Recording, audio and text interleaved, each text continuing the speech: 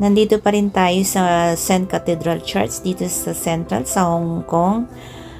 Bago tayo mag-continue going to Botanical Garden. So, ito yung St. John's Cathedral.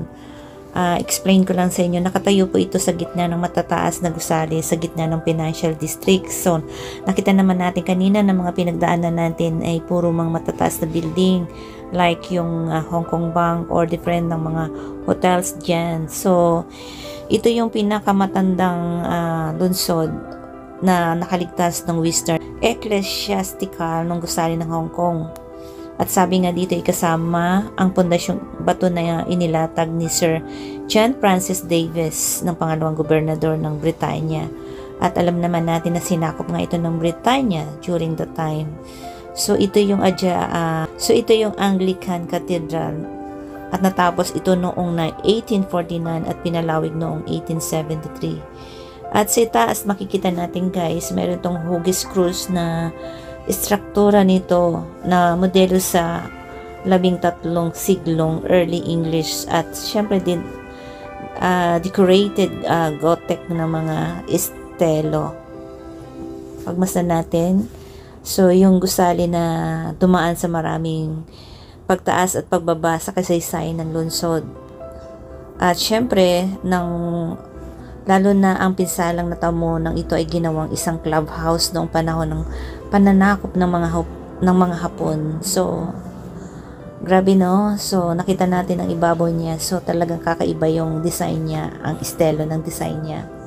So, lalabas tayo ngayon dito at lalakbayin natin ulit itong papunta sa cathedral, so sa Botanical Garden. So, ito naman guys, nakita natin is ito yung tram going to peak. So, kung gusto nyo dyan sa tram going to the peak, so tatawid lang tayo dyan. But, we're not going to peak. Kaya lang, pinakikita ko sa inyo yan ng station ng tram going to peak. So, this way is Hong Kong Zoological and Botanical Garden. So, doon tayo pupunta guys.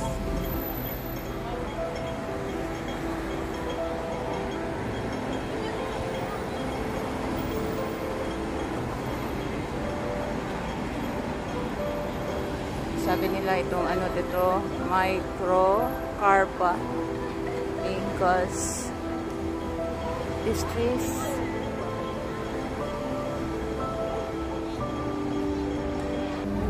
So nakita natin guys, ang dami ng mga tao dyan sa kabilang side kasi tapos na yung mass sa St. Joseph Church.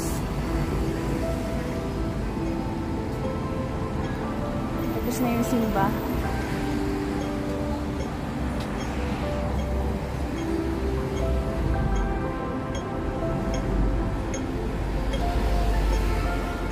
This is the Consulate General of the United States of America.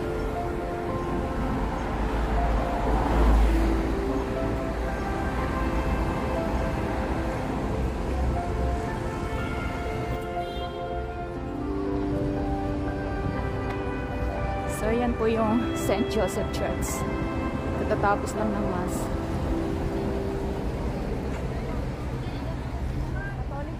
Catholic Church po yan. Dito nakatira si Haile Sacro. Yan, dito siya nakatira guys. So naglakad lang ako from Central.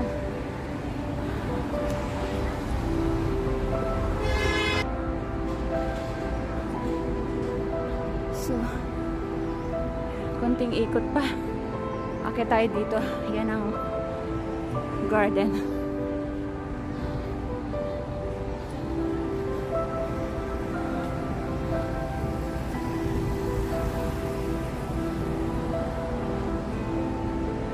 Sobrang gaganda. Harap ng mga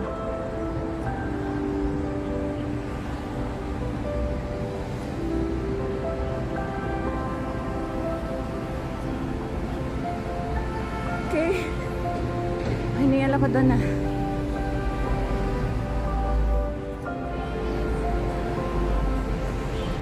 Okay, so dito na tayo sa botanical.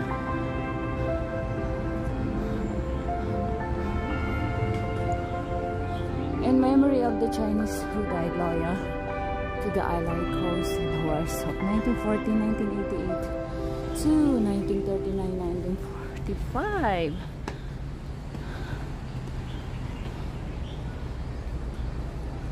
Ayan, pinagbabawal dito ang magsigarilyo para bawal na maglaro, mag-bicycle, mamitas ng mga bulaklak.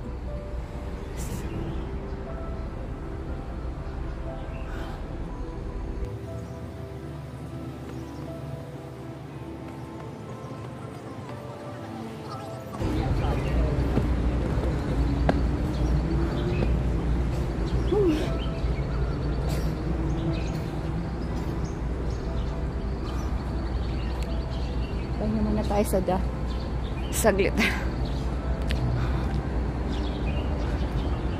Sobrang hiningal ako doon.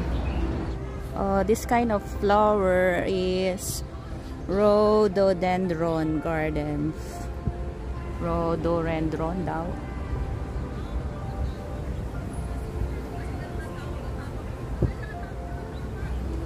Bamboo garden.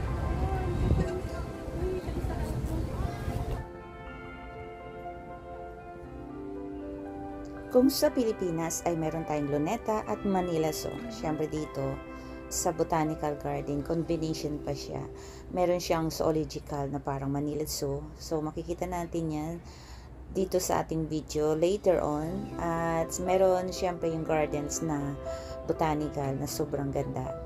At ito yung pinaka-oldest part dito sa teritoryo na to. At ginawa ito noong 1860 pa and partially open in 1864.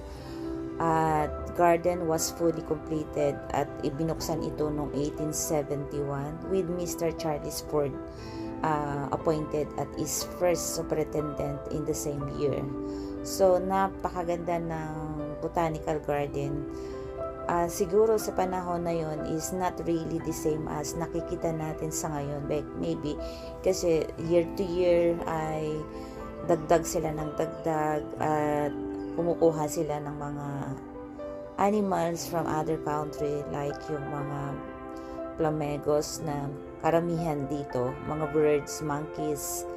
So hindi natin to masyadong naikot lahat, yung mga flamingos lang napuntahan natin, some of birds. But anyway, this is zoological garden. Sobrang ganda guys. Sa paligid ko pa lang, sa likod ko, sobrang beautiful, mga bulaklak. Boundary pa lang to, hindi pa tayo nakakaikot. So, iikutin natin lahat ang area dito sa botanical. So, let's go. Karamihan sa makikita rito syempre yung native plants for collections and research. It is early years and also had been known as botanic gardens since 1876. And also the garden has been building a zoological collection comprising birds and mammals. So yun muna yung kinolect nila since then noong 1876. In 1975, it was officially renamed as the Hong Kong Zoological and Botanical Garden. So the garden is also nicknamed by local as sa Chinese po is Bing Tao Pai Yin, so meaning head of soldiers, and Pai Yin means garden. So because it was the site of the government house from 1841 to 1842, and the governor also served as the commander-in-chief of Hong Kong. So the garden po ay meron siyang area of 5.6 hectares, is surrounded by garden road na nakita natin, nadaanan natin, nandyan yung Robinson Road, Glenlee and Upper Albert Road, and divided into the eastern and western parts are connected by pedestrian subway na dinaanan natin po kanina. And also that all garden provides children's playground, aviaries, greenhouse, and the fountains na nakita natin sa gitna. Terrace garden, where's the western part of the new garden is mainly home to mammals and reptiles. So this area is Sophora japonica, pagoda tree daw. So this is pagoda tree, a native plant in China, also known as buhay. It is tall and has red yellow flower, and the flowers can be used for cooking and dyeing for the hair. And this tree is high of 8 meter and found extend about 8 meter. Okay, so para lang naman nakita ko to sa balimbing. So pagoda tree daw, Sophora japonica. Yung may flower siya na yellow. Wala pa naman ako nakitang flower na may yellow dito. Right, so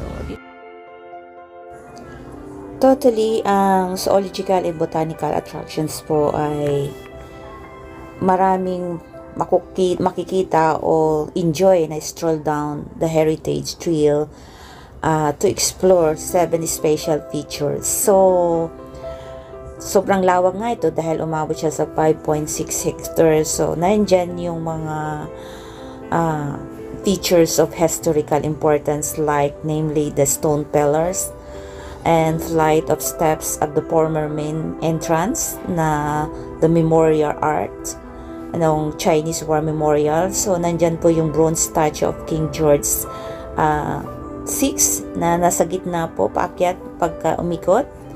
And also the pavilion, entrance gate, pillars of Garden Road, and the flight of steps leading to fountain, and terrace the fountain and savor the stories of the gardens.